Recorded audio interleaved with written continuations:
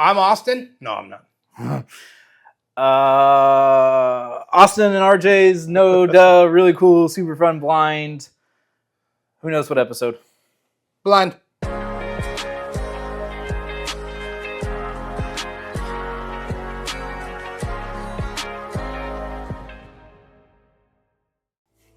All right, welcome back or welcome to the channel. If this is your first time checking in, I got RJ here where we do a series on this channel called Austin RJ's No Dub Blinds.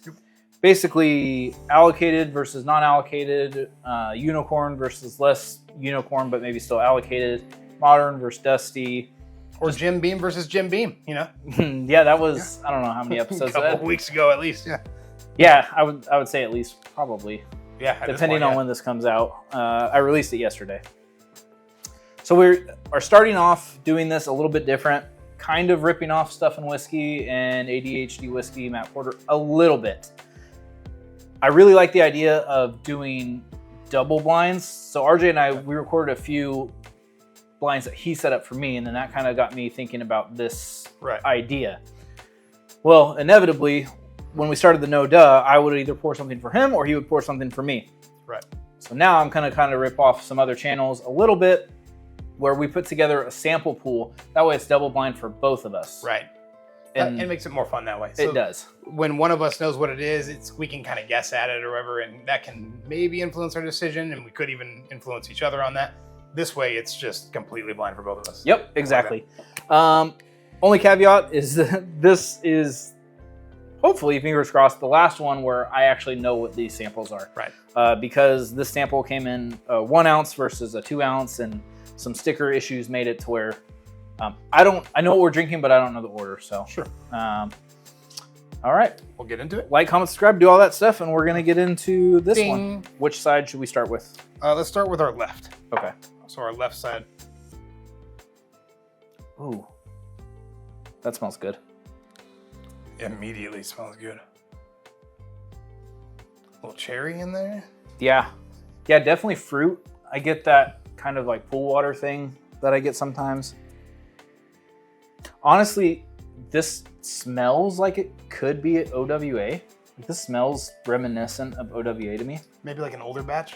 I don't know if it's just you or just me. Some of the newer OWA batches, I'm not getting the same thing that I used to get on OWA.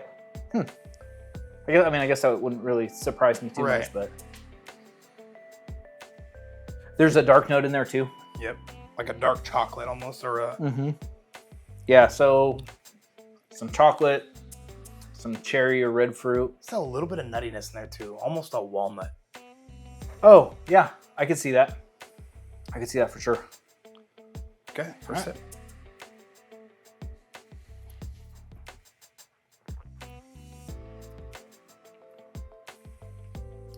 That's pretty good. I'd say everything on the nose translates with the addition of like cinnamon. Yeah. So I get like chocolate, cherry or strawberry, red fruit. Yeah. Cinnamon. Almost not quite, but almost a youthy cinnamon. You know? It's like cinnamon I usually attribute to like super youthiness or something like that. And then there's like some deep complex cinnamons that, you know, obviously take a lot longer to develop. This is a little more on the youthier side, I would say. Yeah, it's not like barrel spice cinnamon necessarily. No. It's, I would agree, maybe youth attributed. But either way, a very solid pour. I'm not unhappy about that one at all. Yeah. Maybe a little bit of caramel, but it's not like a caramel bomb. Like, not at all. You know. Yeah. It's just maybe that sweetness that's with it. Yep. Maybe some leather. That's pretty good. I like it. Okay. Move on to the right. Similar noses. This one's a little bit darker. This one's a lot more caramel on the nose. Yeah, I agree with that. It's darker, maybe a little bit more refined. But to me, they smell... They're similar. You can tell from it's probably from the same distillery, from what I can tell.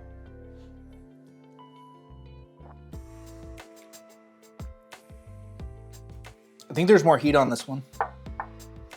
And I like that. So I don't know if I'm gonna prefer the second one just because of the proof, or I don't know if I think it is more complex or developed, but I get that youthy cinnamon note again on the finish on this one. This one was on the palate. This one on the finish. I got it on the cinnamon on both, or on the finish on both. Do you? Okay. Yeah. I didn't get it so much on the finish. It goes on the palate big time for me. This one is like a caramel, just dark. Yeah. Almost like regular chocolate, like milk chocolate, regular chocolate, whatever that is, but milk chocolate and on the palate with caramel, but on that finish, I just get that cinnamon. I don't know what I can. Yeah, I would say the first one had more fruit components, but it still had like that touch of the chocolate and dark. This is a darker expression of the first one, but it's lacking the fruit. Exactly. Yeah, that's a great way to describe it. I don't know if I have a preference. How about you? I think I prefer the right one.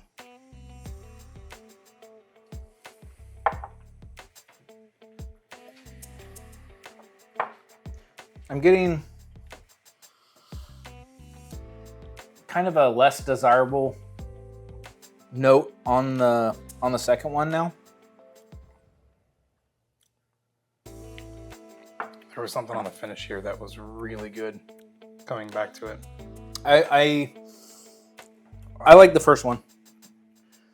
The reason we're not saying sample A and sample B on this episode is because I had to have him pour it out of sample A, sample B order for me to not know which one. So only on this episode we're going left versus right. I prefer left, which I think I just got there as well. Is what we started with. Right. So I guess you could say sample A, whatever. Sure. Being the first one that we had. The first one we had was on the left side. I prefer that one. I prefer that one as well, and it is sample A. So. Oh, okay. It is sample A. Oh. I didn't mix them up at all. I just kept them the same because I'm a dummy and I will probably screw that up. So. Okay. Any guesses? If I had to guess, I mean, it's almost like a Russell's, like a Russell's CNF or a Russell's CNB or something like that. That's would be my best guess. Okay, you'd be wrong. Okay.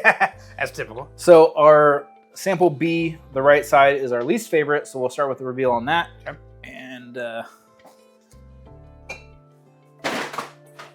oh, interesting. Okay, so single barrel. Still Austin, Total Wine, store pick. Interesting. Okay. 116 proof.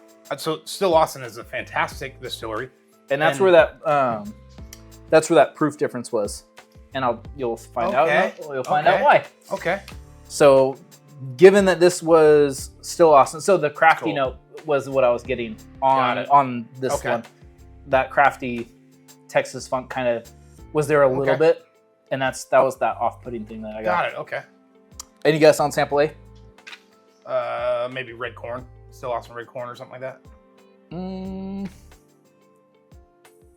Oh, okay. This is Still Austin Tanager, the cigar blend. The cigar blend. Okay, that's pretty cool. Yeah, so I've never had that. My buddy Michael Schneider, YouTube channel coming soon, I believe. Okay. He and I were on Stuff and Whiskey's live stream back in October. Turns out we live relatively close. He came over to a bottle share. Oh, you know what? I recorded an episode with Michael. There we go. That I still have to edit and put out at some point. Okay. That was a fun one. So you'll see him, I don't know whether it's before or after this video. You'll see him at some point. Thank you, Michael, for the sample. He was in Austin, was able to pick up one or two of them or something. And we were talking and offered to bring me a sample. So we were working on these shelves that maybe you have seen in previous No Dub Lines episodes. He came over while we were in the middle sweating I remember that. Yeah. tails off. He dropped off a box of samples, and this was one of them. So that's awesome. That's actually really good. Yeah. Yeah. I consider putting it against like cigar blend, but cigar blends are finished. Yeah, and they can range widely. And this isn't finished at all. Okay. Do you know much about it? No, I don't. I've just seen the bottle. I haven't. Yeah, so Tanager, I believe it's like 105 point something proof. I ripped off the sticker that he put on there. Really good range then. But what they do is, I believe it's several different corns. Well, 53% ABV, so 106 proof. Delicate blend of red, white, and blue corn. Still 100% Texas grown. Aged 5 years amidst the turbulent central hot climate, whatever, blah, blah, blah. But then what they do to proof it down, it's called like slow proofing. They slowly add water, I'm assuming, to the barrel before they bottle it. Right. Oh, and the reason I wanted to do the cigar blend also, so Nancy Fraley, who blends the cigar blends, blended Tanager for Still Austin. So they both would have been Nancy Fraley blended cool. products. But because it's not finished, I didn't feel like it was worth doing that. And then I think they also, it's like petite something. It means like small water. I think they add water to barrels, essentially barrel aged water, and then slowly add that barrel aged water to it. Oh, interesting. Okay, so it's getting that oak influence in the water as well. Yeah, it's interesting. Popular with like cognac. It's not really popular with American spirits. Right. And the idea is that it will have less of a harsh, drastic change if you dump a barrel and then just throw a bunch of water at it. You're like slowly adding it. Basically, I think it gives it more of a better mouth feel. A little bit, yeah.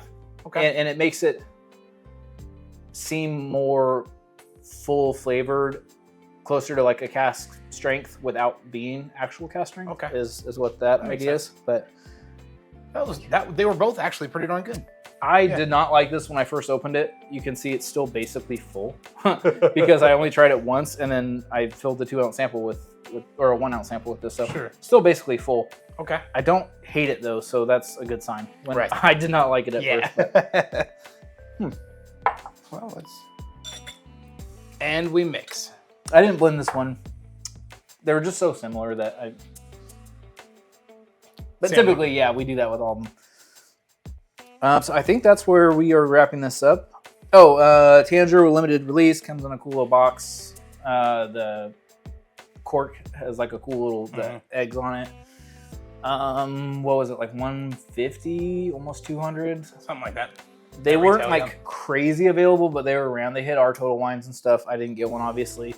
And these picks are pretty readily available, 80-ish, I think, somewhere right around there. And they're in basically every total wine. Yeah, so if you didn't get Tanager and want something comparable to Tanager, it's a great option. Honestly, Still Austin pick would be a good option for that. Yep. And I think that's where we're wrapping up. We're going to film some more stuff here in a second. So, as always, Bourbon Experience is all about good pours and great times with whoever you're with. What's meant to be enjoyed. So, crack those bottles. Cheers. Cheers. Yeah, it's pretty nice.